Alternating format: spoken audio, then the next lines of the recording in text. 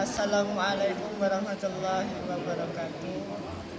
Kepada teman-teman semua sekaligus Bapak Profesor Aga yang telah mengizinkan tugas kepada saya untuk wawancara mengenai Idul Adha.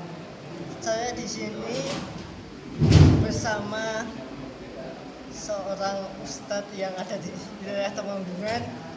Sebelumnya perkenalkan, nama saya Riko Wahyudianto, NIM 53020220003. Untuk selanjutnya kita lakukan wawancara inti pada Ustadz Zainal Ma'arif. Assalamualaikum Ustadz. Saya di sini dari UIN Salatiga, izin menanyakan bagaimana pemaknaan mengenai Idul Adha itu sendiri. Ya, Idul Adha itu kita mengenai Idul Adha dari perjalanan sejarah Nabi Ibrahim alaihissalam dan Ibrahim, yang mana pada saat itu Nabi Ibrahim disuruh Ismail putranya.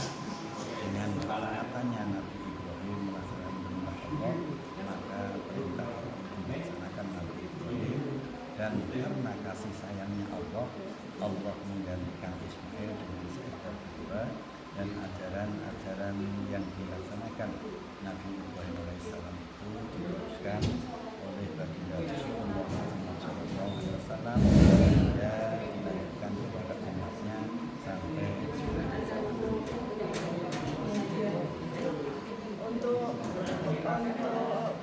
pertanyaan yang kedua, apakah penyembahan ini dilakukan dan kapan dilakukan penyembelihan korban tersebut? Penyembelihan korban dilakukan mulai setelah dilaksanakan sholat Idul Adha sampai nanti tanggal 13 Zulhijjah sebelum maghrib. Melaksanakan penyembelihan, dan itu masih dinamakan kalau lebih dari waktu itu sudah selesai, bukan termasuk korban. Untuk tata cara penyembelihan korban secara Islam itu bagaimana ya?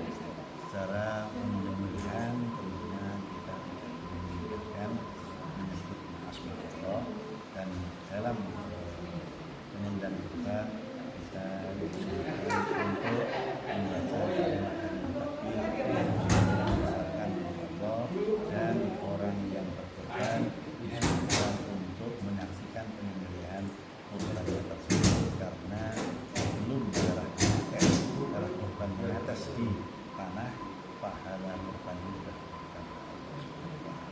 Maka diusahakan untuk memenuhi hewan korban yang sebelumnya. Untuk pemotongan hewan,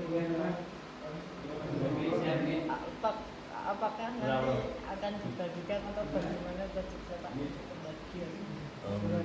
Untuk pembagian hewan kurban akan kita bagikan terutama kepada warga kita yang miskin, terutama yang tidak mampu, kita prioritaskan. Setelah yang tidak mampu, kita mendapatkan semua, baru kita merajak kepada warga miskin.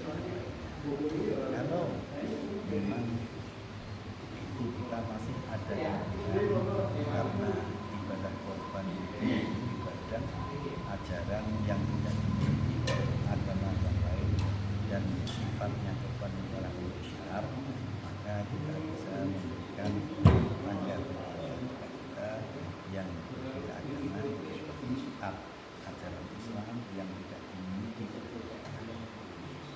Untuk yang terakhir, Bapak, sebagai kesimpulan, apa sih pemaknaan yang sangat mendalam mengenai Idul Adha, mengenai khususnya umat muslim sendiri? Pemaknaan yang mendalam bahwa Idul Adha itu mempunyai makna dimensi sosial. Maka kepada yang sudah memiliki kemampuan untuk mengeluarkan ibadah kurban diperintahkan untuk mengeluarkan ibadah kurban, dan ibadah kurban itu tidak hanya sekali seumur, namun setiap tahun kita bisa mengeluarkan ibadah kurban, diperintahkan untuk mengeluarkan ibadah kurban. Bagi saudara-saudara kita yang mempunyai kemampuan finansial untuk melaksanakan ibadah haji, diperintahkan untuk melaksanakan ibadah haji ke Makkahul Mukarramah dan ke Madinatul Munawwarah, ziarah ke makam Rasulullah SAW. Baik Bapak, terima kasih atas wawancaranya tersebut. Semoga bermanfaat bagi kita semua, khususnya umat muslim yang ada di Indonesia. Izin nanti untuk saya share ke YouTube ya Bapak. Terima kasih. Assalamualaikum.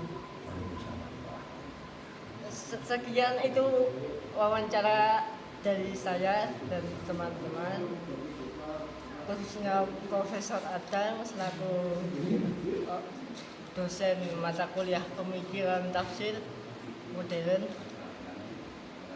Kurang lebihnya mohon dimaafkan apabila ada tutur kata atau kesalahan kehilafan dari saya. Kebenaran datang dari Allah Subhanahu wa taala. Bila taufiq wal hidayah wal inayah. Assalamualaikum warahmatullahi wabarakatuh.